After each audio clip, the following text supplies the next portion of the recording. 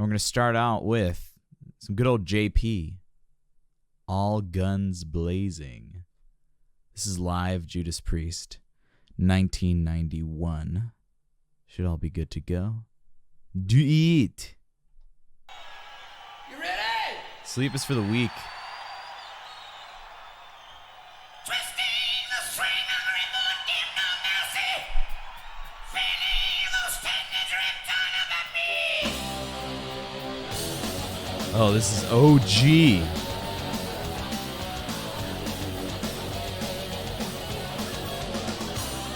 Twisting the string on the remote, give no mercy.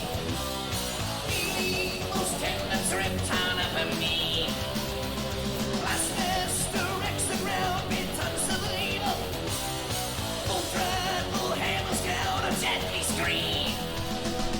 All guns blazing. All guns blazing. Mosquito, the train crawling out of me. All hell, it's poison dipped in reeling snake. Backbone, fever pitch, like pumping fury. Two-fisted dynamo, you get a strike. All guns blazing. All guns blazing. Okay. So, in my experience, like, analyzing and watching live Judas Priest is a lot of their later stuff. When Rob is not actually absolutely shredding his vocal cords like he is here. In a great way. Like, the sound is absolutely awesome. Different type of singing. This is a certainly audibly a younger Rob, right? This is a younger Rob. Let's keep it going.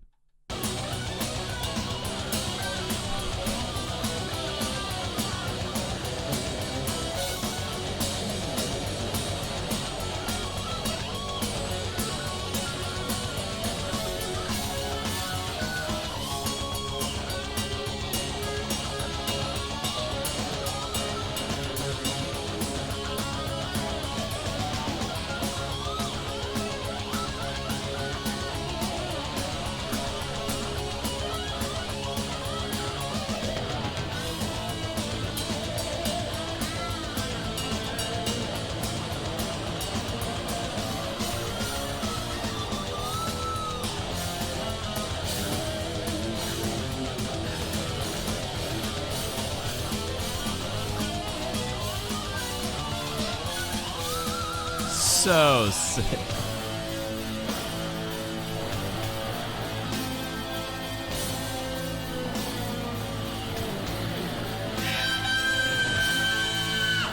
Oh my gosh, dude.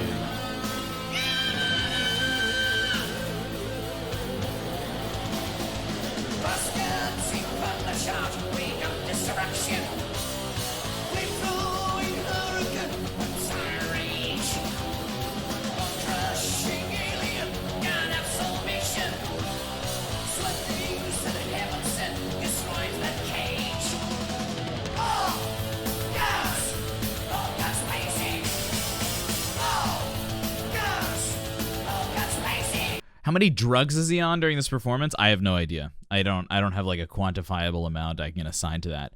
But what I can say is that everything he's doing here has a level of like really balanced, not balanced in a healthy way, mind you, but really balanced between like raspiness in the voice, like basically a compressed vocal fry that kind of hits the chords together, as well as the false fold distortion. It's like all of that at the same time. Requires a lot of air and a lot of energy to make that work consistently. It's a much harsher style of singing than he does later, which is a lot of the stuff that I'm more used to hearing him doing. But it's everywhere too. There's no clean here, which is exciting. It's so exciting. It's so exciting to hear it work. But yeah, I don't know how many drugs he's on right now. Edoyan, good to see you. Welcome. Hi. Oh man. Yeah, guys, the bot is not working. We'll figure it out after this song, but we'll go from there. All right.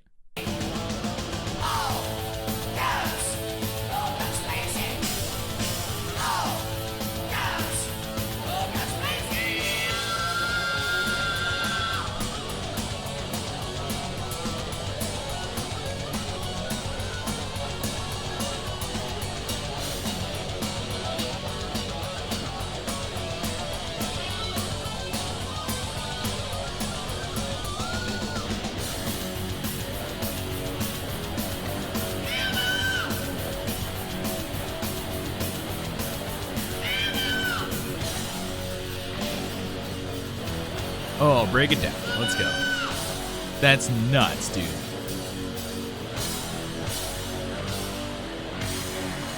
So if you want an onset, a great example of like a super high, this isn't whistle tone. This is like the most possible supported head voice onset you can get to for the male voice, right? And this is a great example of that.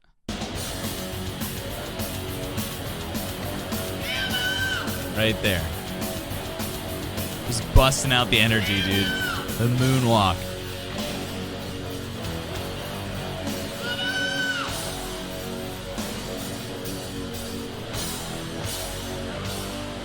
Dude, that guy's in the zone.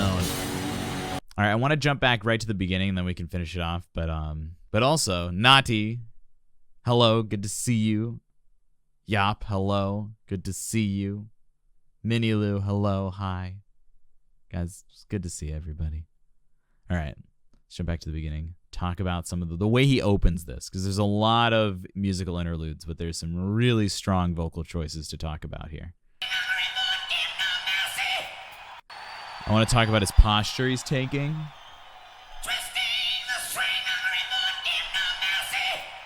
So, if you notice that every time he kind of accents, he uses his shoulders. This is sort of a symptom of the fact that to do this kind of vocalism successfully, you need like an immense amount of air. It's definitely more towards screaming, but for the male voice in that range, you have to really thread the needle between screaming and singing. The female voice doesn't need to do that so much.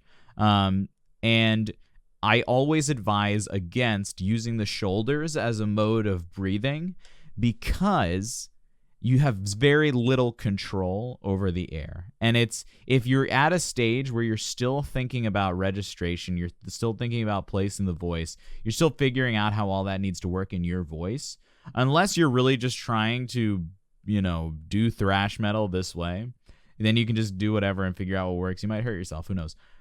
If you're trying to approach it intelligently, really avoid using your shoulders. The reason he's able to do it is because Rob knows how to get that sound in that really sharp, forward, pointy place to make it work every time. He can just shoot air through it. So he can send air without having very much control. Notice how when you work out, or if you're out of breath, you do a lot of big shoulder breaths. That's an instinctive maneuver. And when you're singing, you don't want to do that because you move a lot of air that way, but you have very little control over that air. And it's only going to be helpful if you're going to be doing this really like compartmentalized, squeezed, pushed forward, screamy sound, right? It's not going to help you elsewhere. So just keep that in mind.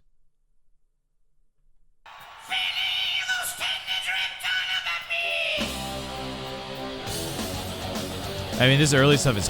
Well, I don't know. Is this later? This is later Judas Priest? I mean, I'm talking about stuff in like 2000s. This is 1991. Yeah, mid. That makes sense. I know they've been doing stuff for like 50 years, so there are obviously going to be different eras of what's going on. This is the Painkiller era. Yeah. Painkiller era, Judas Priest. Yeah, and so what's really cool about it, though, the singing, is that when he's in this middle range, his middle vocal range, he actually does a really good job of keeping the the phonation balanced while also keeping the sound forward, which is hard to do. We say this thing, it's easy to bring a sound back, right? It's easy to make it sound darker. It's much harder to keep a sound forward. It takes much more energy and a lot more intention to do that. So check this out.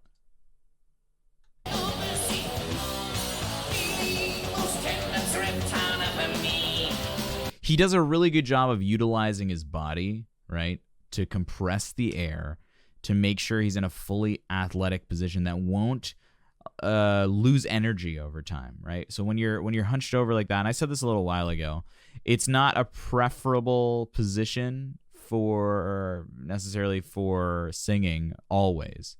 But if you're really just trying to move air, you're really trying to be on your air, bending over can be a really good exercise to do that. And Rob is a great example of pedagogy because he does really risky things with his voice, but he backs it all up with breath support, right? So it's like Olympic level breath support. So you can learn from it, but you shouldn't be imitating it, if that makes sense. Absolutely awesome singing though.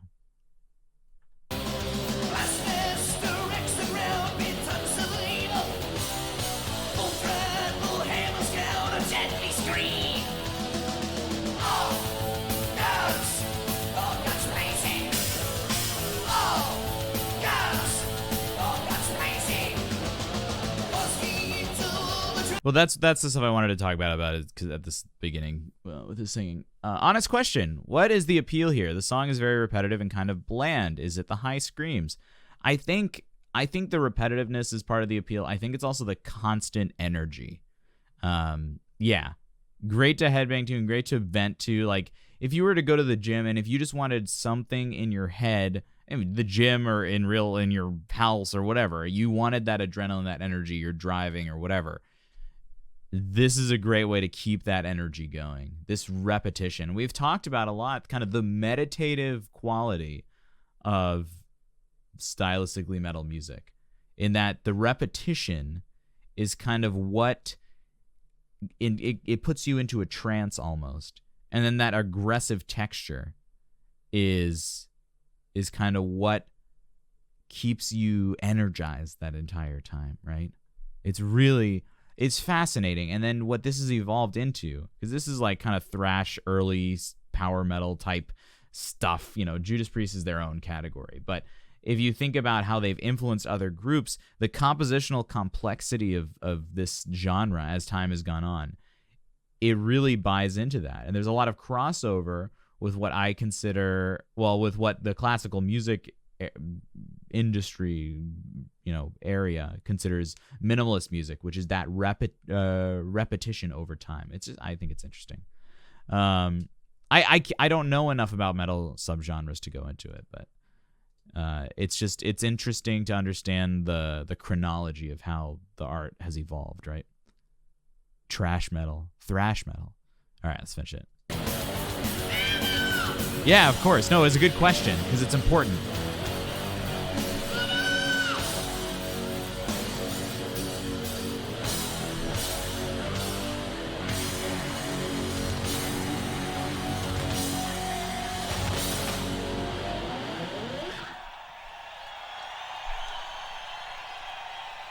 Oh, yeah.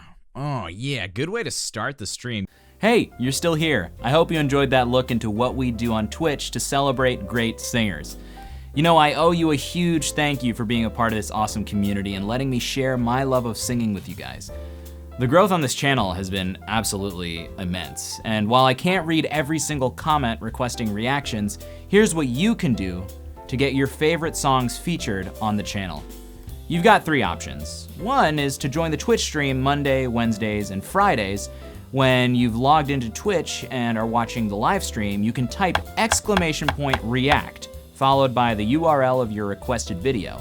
This adds your song to the queue that we work through during live streams. Alternatively, if you're really in a rush to get me to react to your song, you can head to my tipping page in the description down below and request a song with a tip of $4 or more to get it seen ahead of all the non-tipped requests. Don't worry, I make sure that every dollar gets put towards improving the channel's content and the community. The third way to get your request up on the channel is to join my Patreon. A patron of any tier level can request a song and get it reacted to that month, guaranteed. There are tons of other fun perks too, so I hope you check it out anyway. Thanks for watching. I hope you feel closer to the human voice and the artists you love, and I'm looking forward to seeing you in the next one. Ciao. Tip turquoise. You. Are you so cute? Oh, thank you. Oh, that's so cool.